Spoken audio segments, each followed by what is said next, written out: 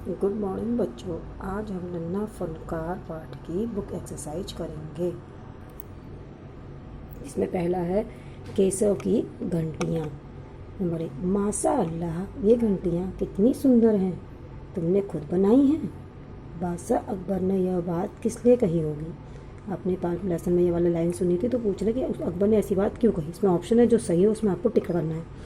केशव के काम की तारीफ में, यह जानने के लिए कि घंटियाँ कितनी सुंदर हैं। गौ, केशव से बातचीत शुरू करने के लिए। घौ, घंटियाँ किसने बनाई यह जानने के लिए। क्योंकि उन्हें यकीन नहीं था कि 10 साल का बच्चा केशव इतना सुंदर घंटियाँ बना सकता है। या च, कोई और कारण जो तुम्हें ठीक लगता हो। इतने कारण दिए गए हैं ये लाइन के लिए, तो आपको इसमें कौन सा लगता है। लेसन पढ़ के हमें ये लगता है कि उसने ये तो देखा कि बादशाह ने ये तो देखा कि केशव जो है 10 साल का छोटा सा बच्चा बना रहा है, लेकिन फिर भी उन्होंने पूछा क्योंकि उन्हें यकीन नहीं हो रहा था कि 10 साल का बच्चा केशव इतनी सुंदर घंटियाँ बना सकता। तो इसमें अड़ा होना चाहिए। नेक्स्ट है, केशव पत्थर पर घंटियाँ तथा कड़ियाँ तराश रहा था। उसके द्वारा तराशी जा रही घंटियों और कड़ियों का चित्र अपनी कॉपी में बनाओ। तुम्हें क्या कोई खास इमारत याद आ रही है जिससे नक्काशी की गई हो। संभव हो तो उसकी तस्वीर चिपकाओ। इसको हम बाद में करेंगे, आप कर सकते हो तो कर। केशव के पिता गुजरात से आगरा आकर बस गए थे। हो सकता है तुम या तुम्हारे पीछे कुछ साथियों के माता पिता भी कहीं और से यहाँ आकर बस गए हों। बातचीत करके पता लगाओ कि ऐसा करने के क्या कारण होते हैं। क्योंकि आपको पता है, आपने सुना होगा आपका गांव वहाँ है, किसी का गांव कहीं है, लेकिन हम रहते यहाँ हैं। तो वो कौन सा कारण था कि आपके घर वाले या आपके आस पड़ोसी या आपके दोस्तों के माँ बाप अपने गाँव को छोड़ करके दूसरी जगह आके बस गए। इसके बारे में आप उनसे पूछिए। फिर कहानी से ये हमने सारे आपको क्वेश्चन आंसर जो है आपकी नोटबुक में करवा दिए हैं। इसमें अकबर को पहरेदार की दखलंदाजी अच्छी क्यों नहीं लगी। दखलंदाजी आपने कहा, मैंने आपको बताया था, ये जब दो जने बात कर बीच में जब तीसरा बोलता है तो उसे दखलंदाजी कहता है। तो अकबर को उस समय पहरेदार की इसलिए अच्छी नहीं लगी होगी क्योंकि वो उस समय केशव से बात करना चाहता था, उसके बारे में जानना चाहता था, लेकिन पहरेदार ने आके उसे टोक दिया। ये मैं आपको लिखा चुकी। लगता है कोई बहुत बड़ा आदमी है। यहाँ पर बड़े आदमी से केशव का क्या मतलब है। ये आंसर आपने लिखा है कि यहाँ पे बड़े आदमी से जब उसका पहनावा उसका तो देखा क्वेश्चन है तो उसे लगा कि कभी कोई सेठ आदमी है। तब तक उसे ये नहीं पता था कि ये राजा अकबर है। तो यहाँ पे बड़े आदमी से केशव का मतलब अमीर आदमी से था। खरगोश की सी कातर आँखें। पशु पक्षियों से तुलना करते हुए और भी बहुत सी बातें कही जाती हैं, जैसे हिरन जैसी चाल। ऐसे ही कुछ उदाहरण तुम भी बताओ। ये भी मैंने आपको नोटबुक में लिखाया है। हमारे जब कोई बातचीत कहते हैं, जैसे कोई सोचता है गधे जैसा आलसी है, सोते रहता है तो उसको कहते हैं, जो को बहुत बोलता रहता है, तो सबको कुछ ना कुछ से तुलना करते हैं। तो ऐसे मैंने आपको लिखा रखा था, गाय जैसी सीधी, हाथी से 3 साल, कोयल जैसी मीठी आवाज़। ये आपने लिखा हुआ। अकबर ने जब नक्काशी सीखना चाहा तो केशव ने उन्हें संदेह भरी नज़रों से क्यों देखा। ये आपने लिखा है कि संदेह माने शक। शक उसको इसलिए हुआ कि उन्होंने कहना था ये काम तो हम लोगों का ही, राजा को ऐसा काम करना कोई ज़रूरी तो नहीं है। उसके बाद बहुत सारे काम और भी होते हैं, कहीं मेरे से मजाक तो नहीं कर रहा। उसके दिमाग में ये बातें चल रही थी, इसलिए उसे संदेह हुआ कि क्या सचमुच अकबर जो है वो ये नक्काशी सीखना चाहता है। अगला है, केशव 10 साल का है, क्या उसकी उम्र के बच्चों का इस तरह के कामों से जुड़ना ठीक है। अपने उत्तर के कारण जरूर बताइए।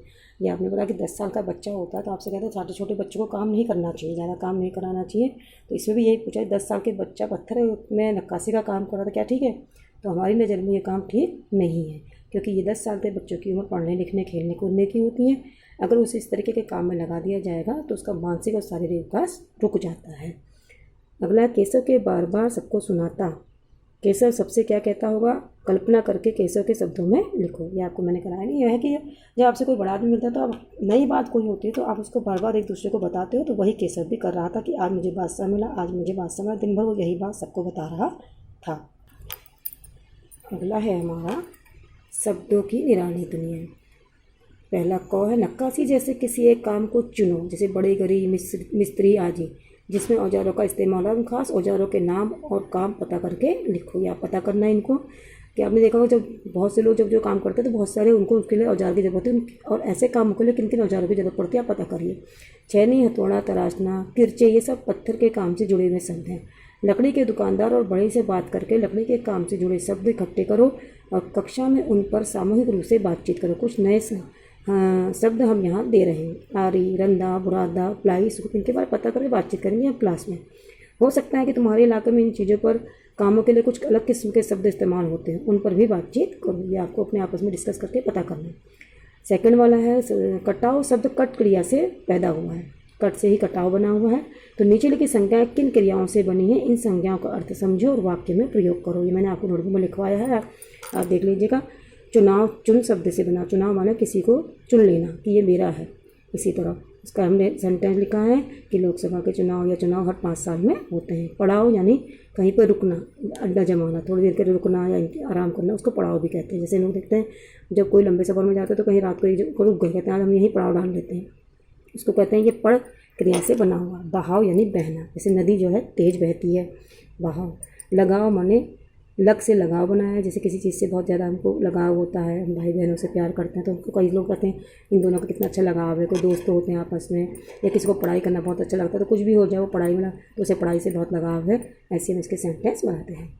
अगला है लड़के ने जल्दी जल्दी कोई प्रार्थना बुदबुदाई। रेखांकित शब्द और नीचे लिखे शब्दों में क्या अंतर है, वाक्य बनाकर अंतर करें। इसमें बुदबुदाई शब्द रेखांकित शब्द है। बुदबुदाई मतलब आपको पता धीरे से कान में कुछ कहना, ऐसी फुसफुसाना भी होता है, बड़बड़ाना और भड़बड़ाना। लेकिन जो बुदबुदाते हैं उसमें आवाज़ बाहर नहीं आती, अपने मन में ही कुछ बोलते हैं। लेकिन फुसफुसा के अगर कोई कान में किसी के कुछ कह रहा है तो हल्की आवाज़ बाहर आती है, ऐसी गुस्से में कोई बड़बड़ा, भले वो शब्द समझ में ना आ रहा हो लेकिन आवाज़ सुनाई देती। सेम बुनबुनाना में भी यही होता है। चौथा है बेवकूफ़ खड़ा हो, हजूरे आला के सामने बैठने की जरूरत कैसे की तूने, झुककर इन्हें सलाम कर। ये सब लाइन आपने पढ़ी थी जब पहरेदार आया था उस समय।